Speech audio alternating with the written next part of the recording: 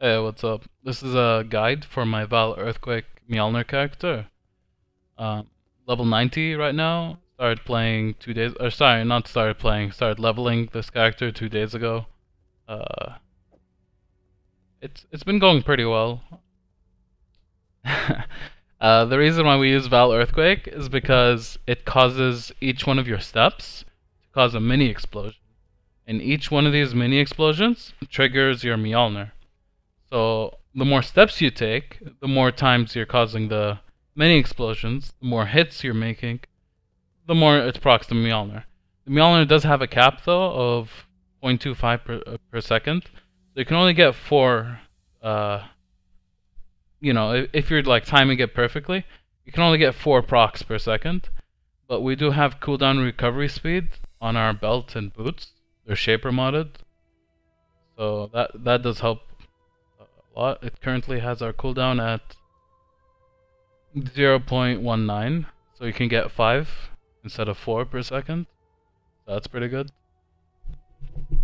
We use the Queen of the Forest, of course. Just basically, we need to be fast. We have a Grace, Herald of Ice, Herald of Thunder, Enlightened, and our Sarkonjas. You don't need a Sarkonjas. You would be even quicker if you use a Devotos. It's just that I really wanted that life because I was doing really high level maps. Like level, not level, but tier 13s and shit. I would not recommend this build for tier 13s. Unless you do something to make it stronger, or like, not stronger because it can clear. Like I cleared a Forge of the Phoenix, but I couldn't do the boss, so as long as you can figure out some way of doing the bosses, go for it. But I would not recommend it for doing bosses above tier 13. We have a Shaper ring with Assassin's Mark on hit. That's how we get our power charges. I socketed in Righteous Fire, just frees up a socket. Speaking of sockets, our Earthquake only needs a 3-link, so that helps out a lot. You don't need Culling Strike because, you're a Slayer, and Blind is optional. I was using Blind, so I guess 4-link. We put our Cyclone in our boots with additional accuracy, faster attacks, Fortify. We're also using an Eshe's Mirror.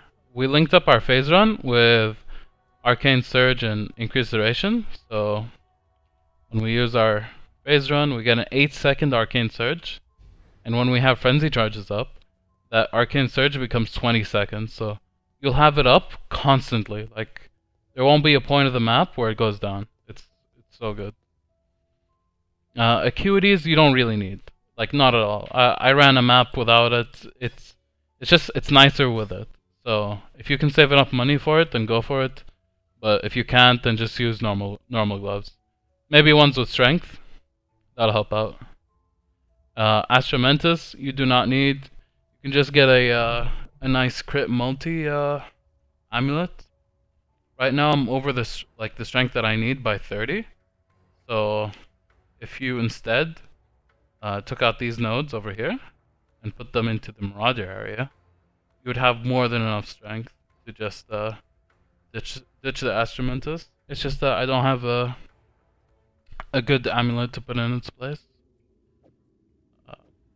For the flasks, you need a Diamond, Jade, Quicksilver, and Vinctar. You don't really need the Vinctar, it's just nice because of the leech. You can get the lab enchant that gives you leech on your boots. But if you don't want to do that, then yeah, get Vinctars. I use a Seething Divine Flask. Just removes freezes and stuff. Bleeding is not an issue because of the Slayer leech. It counteracts it so well. Yeah, it's pretty good. Our arc is socketed in with increased crit, Iron Will. Yeah, that's pretty much it. Cast from damage taken, Immortal Call. Our Blood Rage is overleveled, so that way we have to trigger it ourselves. It's much nicer to trigger it yourself than to rely on cast from damage taken, because sometimes it doesn't trigger for a while.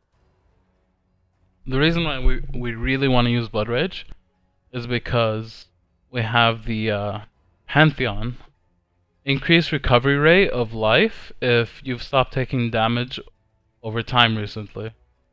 So whenever our Immortal Call procs, which makes you immune to physical damage, our Blood Rage stops taking us, which makes the soul of the 50% recovery rate kick in, and you know, our health goes up. It's pretty good.